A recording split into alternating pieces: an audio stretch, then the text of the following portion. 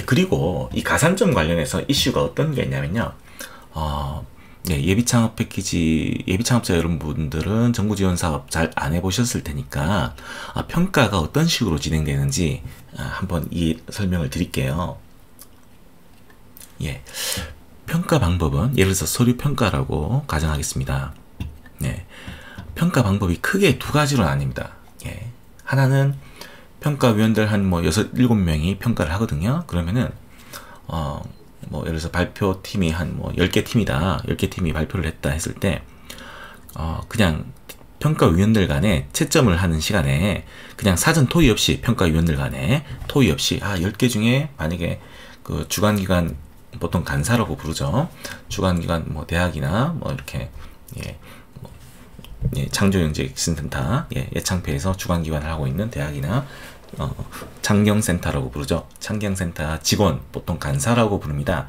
그 간사분들이 오늘 한 10개 팀이 지원했는데 한 3개 팀을 뽑아야 될 것 같으니까 이렇게 보통 알려주거든요. 알려주는데 어떤 경우가 있냐면 크게 두 가지로 나뉩니다. 그냥 평가위원들 간에 사전 토의 없이 그냥 막 점수를 매기는 경우가 있고요. 네. 자, 두 번째. 평가위원들 간에 서로 상호 토의를 해서 10개가 지금 이제 심사를 했는데 그 중에 3개를 아까 간사가 만약에 이렇게 3개를 뽑아야 된다고 이렇게 어떤 지침을 줬을 경우 3개를 자기들끼리 토론해서 우선 3개를 먼저 선정을 하고 그래서 만약에 70점 이상이 합격이다 그러면 그 선정된 3개 업체한테는 70점 이상 다 점수를 주고요.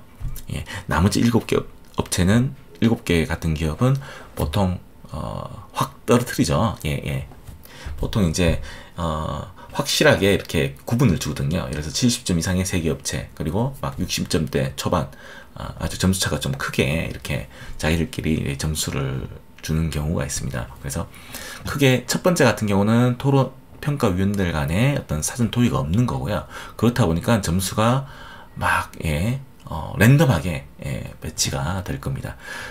자, 그리고 근데 두 번째 같은 경우는 그 첫 번째 이 경우에 이제 가산점이 위력을 발휘하겠죠.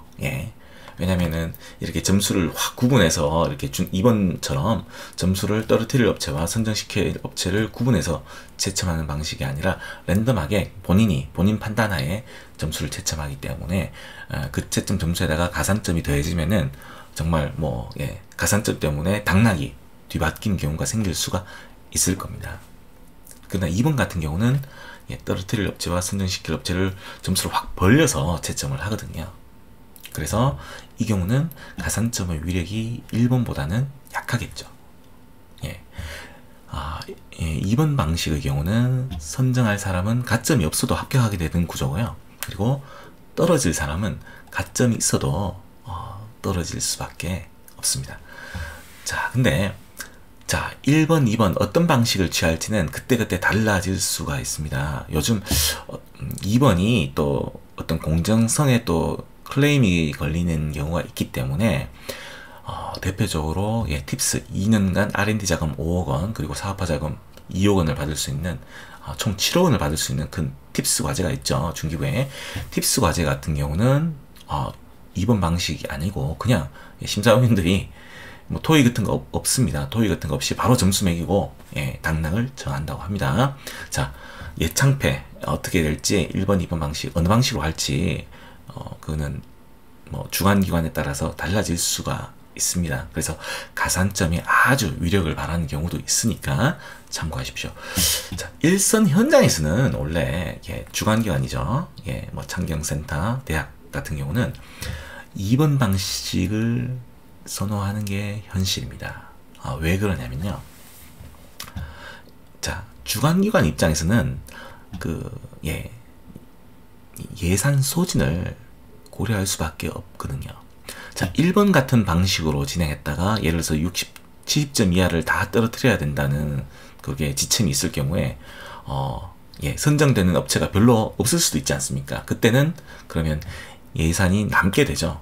정부 지원 사업에서 담당자 입장에서는 가장 또 불편한 게 예산이 남아서 상부에 보고를 할 때 상부에서는 어떻게 판단하냐면 이거 예산이 불용 예산 처리가 가장 힘듭니다.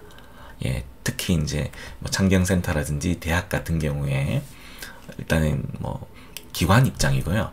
이 사업을 담당하는, 예를 들어서 예창배 사업을 담당하는 중기부의 공무원 입장에서는 예산이 나면은 기재부에 보고도 해야 되고, 예산도 뭐 이렇게 2월이라든지 뭐 불용 예산 처리를 해야 된다든지 행정적으로 불편해집니다. 행정적으로 자기가 지금 쉽게 말해서 일이 더 생기는 거죠. 그래서 예산은 깔끔하게 소진되는 것을 중기부에서도 원하고 주관기관에서도 원합니다. 자, 예산 소진을 정확하게 하려면 원래 계획했던 업체, 선정돼야 될 업체 수만큼 딱 선정이 되면은 예산 소진 문제를 걱정할 필요가 없는데, 1번 방식 같은 경우는 너무 많이 떨어질 수도 있거든요. 그러면은 예산이 많이 남게 되죠. 그럴 때 아주 담당자 입장에서는 곤란하게 됩니다. 그래서 2번 방식이 선호되는 게 현실입니다. 자, 그런데 2번의 경우도 또 어떤 문제가 생길 수가 있어요. 어떤 문제냐면 일부 평가위원회의 여론몰이 현상이 있어요. 네, 어떤 평가원이 목소리가 크면은 다른 평가위원에게 선입견을 주는 부작용이 있습니다. 그래서 어떤 농림축산부의 농기평사업 같은 경우는 이렇게 타 평가위원들한테 선입견을 주는 그런 발언은 금지하게끔 평가 지침에도 나오는 경우가 있습니다. 1번 경우도 조금 부작용은 있죠. 물론 1번, 2번 방식이 장단점이 있습니다. 1번 방식의 경우는 서로 이렇게 토의를 하면서 의견을 모아가는 과정이 없지 않습니까? 그러면 심사위원의 어떤 독단적인 의견이 많이 반영될 수가 있거든요. 아무리 심사위원이라도 예를 들어서 10개의 업체가 신청을 했는데 10개 과제에 대해서 모든 10개 과제에 대해서 자기가 전문가가 아닐 수 있지 않습니까? 잘 모르는 분야도 있을 거고요. 그러면은 다른 평가위원들이 어떻게 생각하는지 어떤 토의 과정을 거치면서 자기가 몰랐던 사실도 확인하면서 이렇게 갈 수가 있는데, 그런 부분에 대해서 좀 1번의 경우도 단점이 있습니다.